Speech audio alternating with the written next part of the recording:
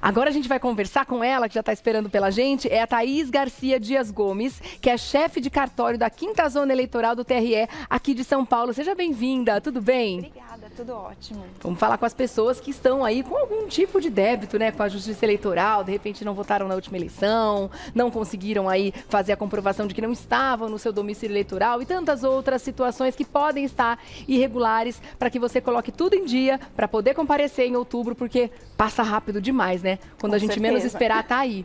E a gente tá vendo números ainda muito aquém do que deveriam estar com relação a isso, né, Thaís? Na verdade, assim, existe uma crise de representatividade, né? Então, as pessoas, principalmente os jovens, às vezes não acham nenhum candidato que os representem, então ficam desanimados com relação ao título, né? A gente pode falar com relação à pandemia também, né? Que não ajudou muito as pessoas a poder colocar essas condições também em ordem, né? A gente ficou recluso por um bom tempo também, né? A pandemia, ela veio muito rápido, né? Então, demorou para as pessoas se adaptarem a como fazer, né? Para regularizar o título. A Justiça Eleitoral também teve que correr atrás, né, de como propiciar isso para as pessoas, porque a gente só atendia presencialmente. Tá. E hoje a gente está atendendo quase tudo online, o que é muito bom, mas teve um tempo de adaptação mesmo. Tá, então dá para fazer tudo online hoje? Tudo online. Aonde a gente pode ir no site? Então, você pode ir no site do TSE, que é www.tse.jus.br, ou se estiver no estado de São Paulo, no site do TRE de São Paulo. Tá. E lá você faz qualquer tipo de operação, transferência, revisão, quita débitos. Tá, no caso da transferência, o que a gente precisa para comprovação do novo endereço, do novo local de votação?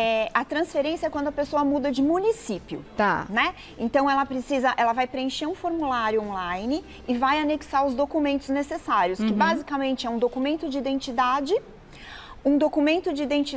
com uma selfie ao lado para comprovar que aquela pessoa é aquela pessoa dona daquele documento e um comprovante de residência recente. Não precisa de um comprovante da última votação? Não precisa, isso está tudo no nosso sistema. Tá. Para quem não votou nas últimas eleições, o que tem que fazer?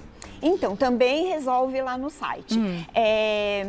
Lá no site, existem alguns tipos de débitos que a pessoa pode regularizar, né? Então, quem não votou na última eleição ou justificou, teve alguns municípios que tiveram revisão biométrica e a pessoa não fez a biometria, também tem que regularizar, né? Então, lá no site, a pessoa quita o débito dela, ela tira a multinha, paga no banco e depois já preenche o formulário. Foi muito bom você ter entrado no assunto da biometria. Ela já é uma realidade no Brasil inteiro? É uma realidade no Brasil inteiro, mas, novamente, com a pandemia, parou. A gente não está fazendo a biometria. Então, esse ano também não vai ser exigido nas eleições. Ah, porque algumas cidades já têm 100% de pessoas cadastradas, né, biometricamente falando, e outras cidades não. Exatamente, então ainda não dá para exigir. São Paulo. Não. E não dá tempo, né, de cadastrar todo mundo até outubro. Não, inclusive, a biometria está suspensa agora. Essa é um dos problemas, porque muito eleitor chega lá, eu vim fazer a biometria, mas a gente não está fazendo por conta da Covid. Ah, tá. Então não vai ser exigido biometria. Quem estiver preocupado com isso pode ficar tranquilo. Exatamente. Porque eu me lembro que na última, se não me engano, na última eleição, ainda tinha algumas cidades que tinham, outras que ainda não. Então tinha que consultar, né, se o seu município fazia parte das cidades que já tinham implementado a biometria. Então, mas ela não vai ser exigida para votação esse ano. Tudo não. Tá bom. Para quem está tirando o título ainda pela primeira vez, ou, enfim, perdeu, não encontrou, o que tem que fazer? Então, para quem está tirando o título pela primeira vez, é até legal falar que o jovem que tem 15 anos, mas vai completar 16 anos no dia da eleição, já pode tirar o título. Ah, quem está com 15 agora, mas até 2 de outubro, se completar 16, já pode votar. Já pode votar. Tem que estar com 16 completos. Exatamente, tá. Exatamente. E aí também lá no site é o mesmo procedimento. Vai lá em alistamento eleitoral, junta esses documentos básicos, que é sempre um documento de identidade, a selfie do lado do documento e o comprovante de residência. Tá. E se a pessoa não se lembra como é que está a situação dela com relação à justiça eleitoral? Porque realmente a pandemia tirou um pouco a gente do eixo, né? Sim. Se a pessoa não sabe como é que está a situação dela hoje, o título dela está válido ou não, qual é o caminho? O que ela tem que fazer? Lá no atendimento online, você pode entrar e tem um ícone que chama certidão de quitação eleitoral. Então, nessa certidão de quitação eleitoral vai vir a informação se a pessoa está quite com a justiça eleitoral ou não. Caso ela não esteja quite, aí ela entra num outro link que é quitar débitos.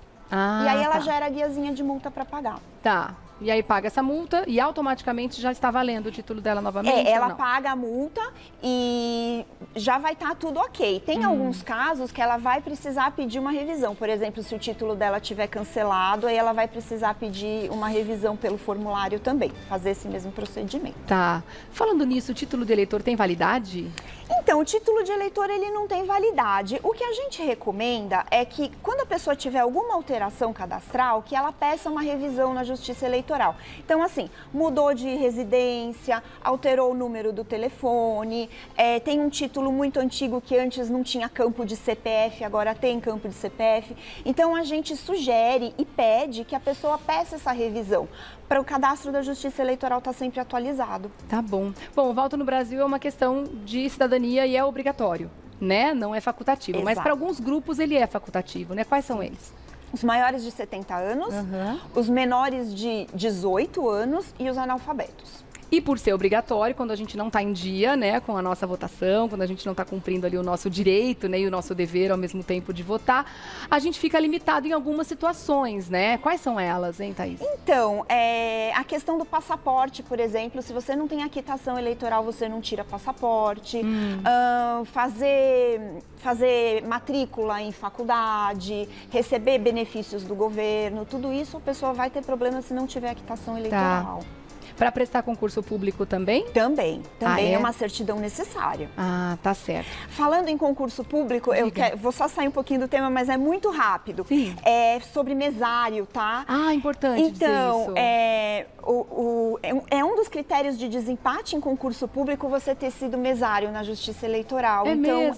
E a gente precisa muito de mesário. Então, quem quiser ser voluntário é só se inscrever lá no nosso site também. No site também. Isso. E uma vez que você se voluntaria, você vai ser sempre chamado? Como é que funciona isso? Então, a gente faz uma pré-análise da pessoa, mas como a gente está sempre precisando de mesário, normalmente a gente chama sim. Tá, e uma vez que você é chamado, que você é convocado, você tem que justificar a ausência? Então, essa é uma das razões de a pessoa não ter quitação, porque se ela for chamada como mesária, não for e não apresentar uma justificativa para o juiz eleitoral, ela vai ficar com uma pendência ali. Ah, tá certo. Quais seriam essas justificativas? Foi hospitalizado, saúde. Teve uma emergência, um acidente de carro. Aí é o juiz eleitoral que vai analisar e vai deferir ou não essa justificativa. De repente, uma mãe que tem filhos pequenos, por exemplo, isso é uma justificativa ou não? Normalmente, uma mãe que tem filhos pequenos, ela já pede até a dispensa como mesário. Se a gente pedir. chama... Sim, pode. Tá. Né? A gente analisa caso a caso, é uma coisa bem criteriosa e a gente procura, assim, colocar pessoas que realmente tenham interesse, que realmente vão poder estar disponíveis naquele momento. Tá. Como é que está a relação dos protocolos esse ano para votação? Porque na última eleição a gente estava aí no auge da pandemia, né? Vários protocolos sendo colocados em prática. Como é que vai funcionar esse ano, Thaís? A gente ainda não tem orientação do TSE, mas assim, eu queria dizer que podem ficar tranquilos, porque em 2020 foi muito criterioso. A gente teve muito trabalho para separar todos os materiais, teve face shield, teve máscara para trocar durante o dia para os mesários, álcool gel, então tava tudo assim, foi um sucesso essa parte. Que bom. Isso eu posso falar. Mas para esse ano a gente ainda não sabe qual vai ser o protocolo. Então é bom a gente ficar atento, porque provavelmente a Justiça Eleitoral vai fazer propaganda nos canais devidos para que a gente saiba como proceder nesse dia especialmente, Com né? certeza. Agora, tem alguma fake news acontecendo com relação a isso? Que a gente sabe que elas atrapalham e muito todo o processo eleitoral, né? Inclusive, teve um boato uma vez que a Justiça Eleitoral estava cancelando o título de pessoas com mais de 70 anos há pouco tempo atrás. Tem alguma agora rolando por aí que seria bom que você desmentisse? Tem. Aqui Ontem mesmo no cartório eu atendi vários telefonemas sobre fake news. É mesmo? Pessoas de idade. Opa, tivemos um probleminha aqui com a iluminação do estúdio, gente. Mas acho que ainda estamos ao vivo. Está com um probleminha na iluminação, então vamos deixar essas imagens de ilustração e você pode continuar respondendo, viu, Thaís? Desculpa te interromper, minha querida. Imagine, com relação a fake news, né? Foi muito bom você tocar nesse assunto, porque ontem mesmo atendi vários telefonemas dizendo que pessoas de idade teriam título cancelado E se não fizessem biometria, não poderiam votar. Ah, é? E teve pessoas E o pessoal liga para saber? Liga, vão na porta do cartório, desesperados, olha perguntar. Então, é assim, prejudica o eleitor, prejudica a justiça eleitoral, desmoraliza o trabalho de processo. vocês também, né? Que tem que ficar aí tendo esse trabalho extra de desmentir. Enquanto você está lidando com essa questão, você não está atendendo quem precisa ser atendido. Sim. E ainda tem gente que acha que fake news é uma coisa, mas a pessoa vai atrás da informação depois, não é tão danoso assim. Gente, pelo amor de Deus, se você não sabe a veracidade dessa informação, não passe para frente, né? Essa é uma questão muito importante que vale a pena a gente sempre conscientizar as pessoas. Bom, a gente sabe que no Brasil o processo eleitoral é um dos mais seguros do mundo, né? Agora, como desmistificar também essa questão para as pessoas que ainda têm dúvida sobre a idoneidade do nosso processo eleitoral? Então, antes de 1996, a votação era manual, né? E eram suscitados muitos problemas com relação à fraude e tudo mais. Depois de 1996, a gente não teve nenhuma denúncia formal de fraude, né? Então, a urna eletrônica, ela veio justamente para moralizar esse processo.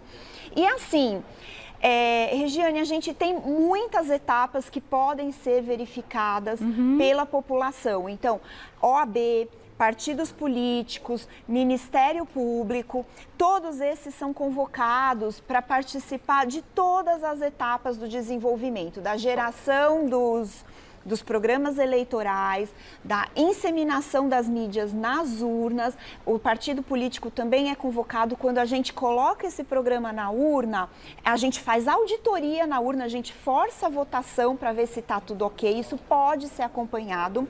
E principalmente o que eu acho mais legal, assim, é que o boletim de urna que sai da urna eletrônica, ele vem com QR Code.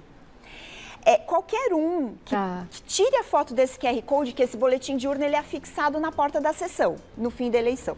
Qualquer um que tira a foto desse QR Code pode conferir no site do TSE se é o mesmo boletim, se tem o mesmo número de votos. Então, não tem como transparente, todo mundo que está interessado, que está com dúvida, pode acompanhar, né? Exatamente. Muito bom. Muito, muito obrigada pelos seus esclarecimentos. Obrigada por ter continuado, mesmo em condições adversas. A Thaís deu um show aqui hoje, mesmo no escurinho, a gente continuou conversando. Thaís Garcia Dias Gomes, que é chefe de cartório da 5ª Zona Eleitoral do TRE de São Paulo. Vou deixar aqui também os sites para você colocar a sua situação em dia para poder exercer o seu direito de escolha em outubro, logo mais. Inclusive, o prazo termina agora em maio, né? Sim, 4 de maio. 4 de maio, gente. Prazo final para regularização de todas as questões aí com relação ao seu título, tá? Então, você pode seguir nas redes sociais para mais informações, que é @TRESPJus, @TRESPJus, ou www.tre-sp.jus.br, isso para o Tribunal Regional Eleitoral de São Paulo, e para o Tribunal Superior Eleitoral é o @TSEJus, e o site é o www.tse.jus.br. Obrigada mais uma vez, Thaís. Obrigada até a próxima, viu, querida? Imagina. Muito bom.